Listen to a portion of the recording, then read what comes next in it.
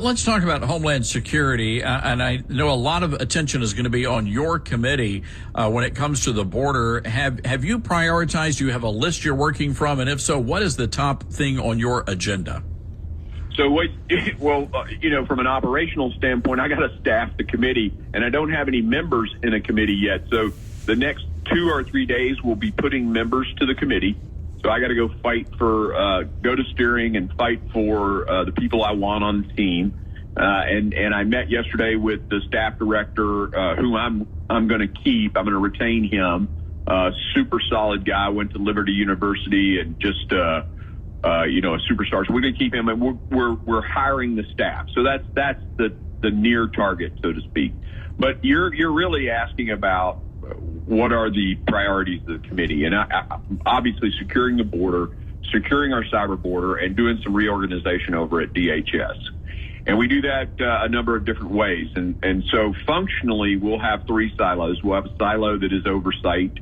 We'll have a silo that is legislation that is a part of the commitment to America, securing the border, et cetera, that is important to our constituents and the Americans who made the Republicans the majority party.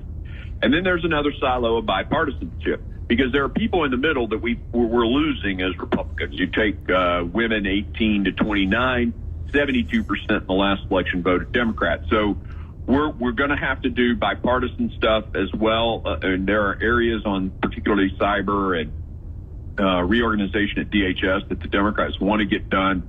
There's those things that we have to do for our folks, and that is beef up border security, build the wall, and all that. And, of course, there's the oversight. So I'm going to move simultaneously down all of those silos, with the overall priority being secure the border, secure the cyber border, and reorganize DHS. So I don't know if that makes sense, but that's kind of how we're progressing here in a 3 dimensions. No, it does make sense. And again, I think all of it needs to be done.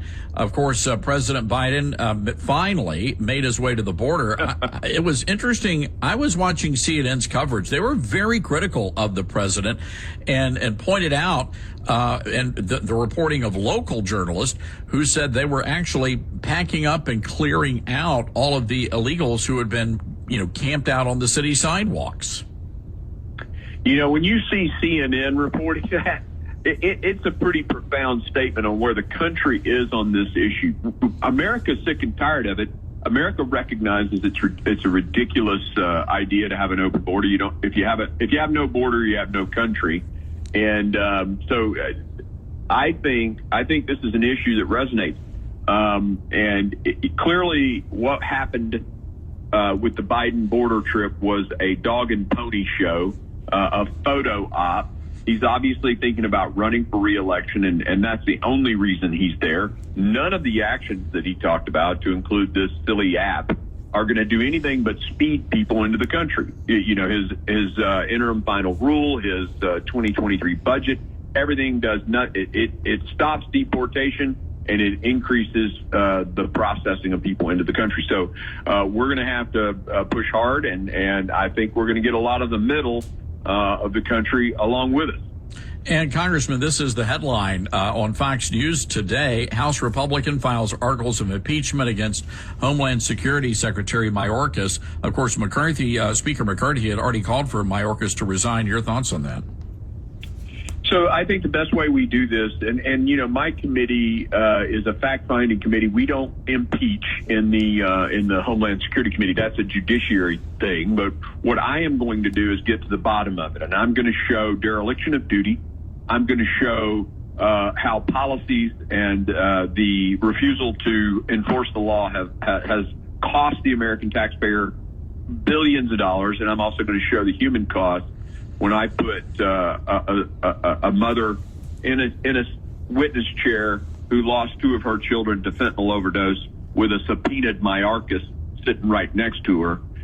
Then I'm going to hit them with fraud. The NGO contracts are rife with inappropriate behavior. So, and then we're going to hand all that information over to the Judiciary Committee, and they're going to take it and run with it. So Mayorkas we're going to shine a light into the darkness there and expose this, and he needs to know it's coming.